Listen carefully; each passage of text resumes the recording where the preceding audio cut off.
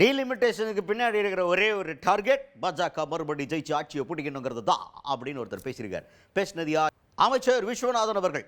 அவர் தான் நிறைய பேர் வந்துட்டு வராடா அப்படின்ற மாதிரி டக்குன்னு சேனல் மாற்றுறதுக்கான வாய்ப்புகள் இருக்குது. பட் இவர் பேசியிருக்க கண்டென்ட் ரொம்ப முக்கியம். அதனால் நீங்கள் அதை கவனிச்சே ஆக வேணும்.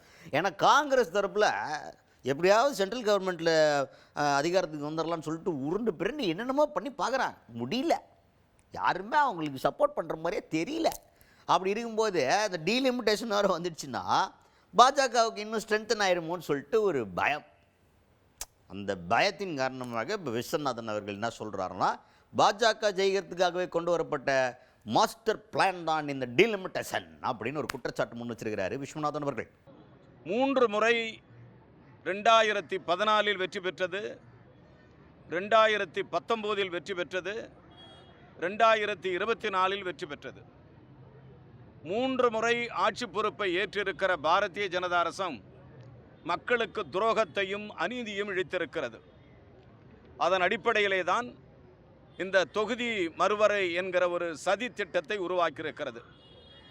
பாரதிய அரசினுடைய மைய நோக்கம் என்னவென்று சொன்னால், மீண்டும் அவர்கள் ஆட்சிக்கு வர வேண்டும் என்கிற மைய நோக்கத்தை வைத்துதான் தொகுதி மறுவரை என்கிற ஒரு சட்டத்தையும் திட்டத்தையும் மறைமுகமாக மறைத்து வைத்து கொண்டு அவர்கள் தங்களை தயார்படுத்தி கொண்டிருக்கிறார்கள்.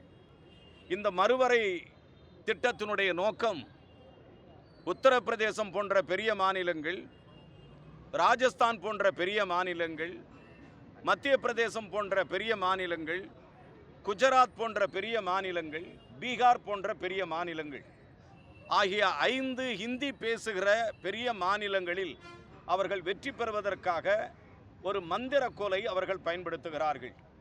அவர்கள் வெற்றி பெறுவதற்கான அந்த மந்திரக்கோளின் திட்டம்தான் தொகுதி மறுவரை. 2 விஷயத்தை முதலில் சொன்னார்கள். முதலில் அவர்கள் சொன்னது பாப்புலேஷன் அடிப்படையில், ஜனத்தொகை அடிப்படையில் இந்த மறுசீரமைப்பு செய்ய முடியும் என்று சொன்னார்கள். அதை இந்திய ஒன்றிய அரசாங்கத்தில் பணியாற்றுகிற மற்ற அரசாங்கங்கள் ஏற்றுக்கொள்ளவில்லை.